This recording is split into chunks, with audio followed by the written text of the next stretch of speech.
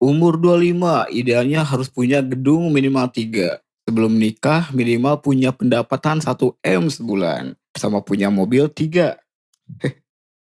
Hal-hal kayak gitulah yang selalu ditekankan masyarakat zaman sekarang ya.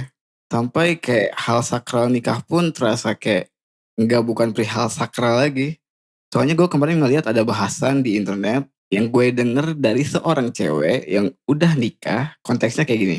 Dia sebagai istri, income-nya tuh lebih gede dari suami. Bahkan 90% tanggungan keluarga itu istri yang nanggung. Sampai ada pertanyaan kayak, suami dia ini berguna gak sih?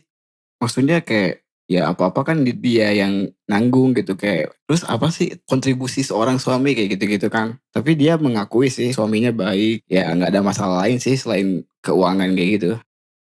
Kedal informasi, gue di sini belum nikah dan sedang tidak ada relationship dengan siapapun.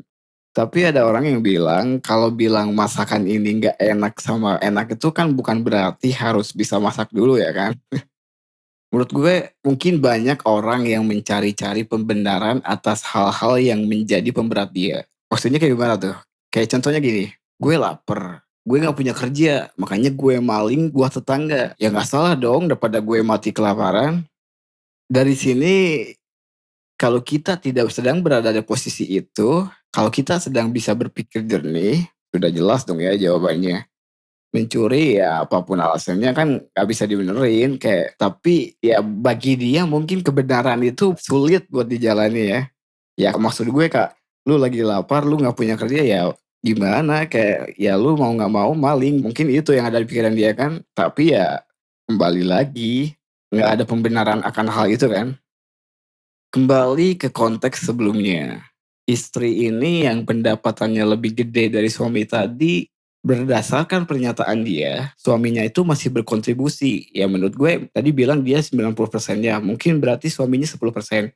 Ya walaupun cuma sangat sedikit, bukan berarti dia tidak berusaha sama sekali. Beda lagi kalau orang nggak berusaha sama sekali ya mungkin itu kurang ajar juga ya. Tapi kan ini dia berkontribusi. Kayak hal-hal kayak gini tuh kan harus dipertimbangkan kayak ya. Maksud gue kan setiap orang tuh ada keterbatasannya. Semua orang tuh kan kayak berbeda. Ada yang keterbatasan fisik, ada yang keterbatasan pemikiran atau kayak hal-hal lainnya kayak gitu kan. Kita nggak tahu kan. Tiap orang kan emang beda. Dan menurut gue seorang suami istri dalam pernikahan bukan didefinisikan dari tingkat produktifnya.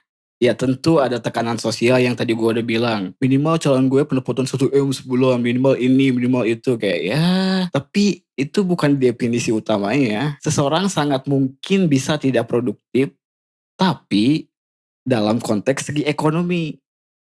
Dan kita harus sangat hati-hati sih. Jangan sampai mendefinisikan hal sakral kayak pernikahan tadi itu kayak jadi kerangka sosial sama ekonomi. Kayak lu inget gak sih sebelum waktu nikah tuh kan lu pada disumpah. Nih gua bacain ya.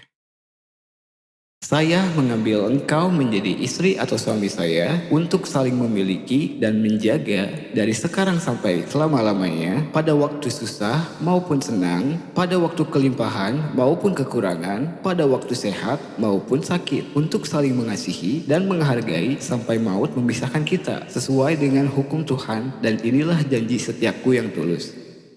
Dan lu pasti ngejawab, yes I do, right? So, gua rasa ini jawabannya udah sangat jelas sih. Meskipun suami itu pendapatannya lebih kecil bukan berarti tidak berguna. Ya, itulah jawaban sulit diterima, dijalani, tapi itu benar adanya. Sesuai sumpah nikah tadi. Menurut gua, seorang wanita yang tidak dapat melahirkan akan tetap bisa menjadi seorang istri. Seorang suami yang pendapatannya lebih kecil dari istri yang bahkan gak mampu bisa memenuhi semua kebutuhan tetap bisa jadi seorang suami.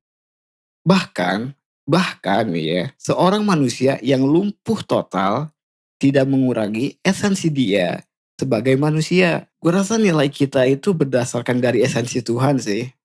Ya, kembali lagi sih, adakah hal yang lebih baik yang bisa dilakukan oleh seorang suami?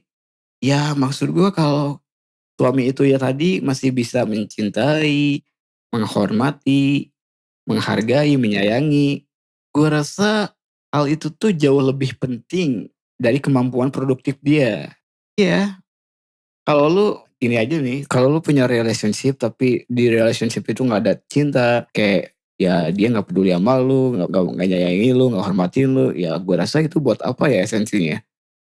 Pada akhirnya faktor terbesar di dalam relasi adalah apa yang berada di dalam kontrol kita. What we bring in, apa yang kita bawa ke suatu relasi itu. Kita nggak bisa ngendaliin apa yang orang lain bawa.